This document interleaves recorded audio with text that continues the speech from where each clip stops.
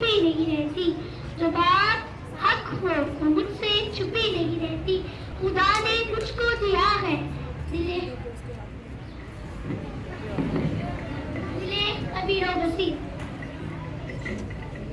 آج اس معزز ایوان میں ایک سوال زیر بحث ہے، کیا آج کا انسان خود غرض ہے؟ جناب صدر، میں آج اس معزز ایوان میں واشکاف الفاظ میں یہ کہنے کی جسارت کر رہی ہوں، جی ہاں جناب صدر، آج کا انسان خود غرض ہے۔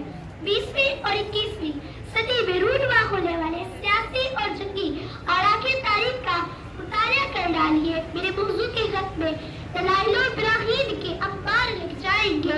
جناب صدر، کیا 1914 سے لے کر 1918 عیسوی تک لڑی جانے والی جنگ عظیم اول، کیا 1939 سے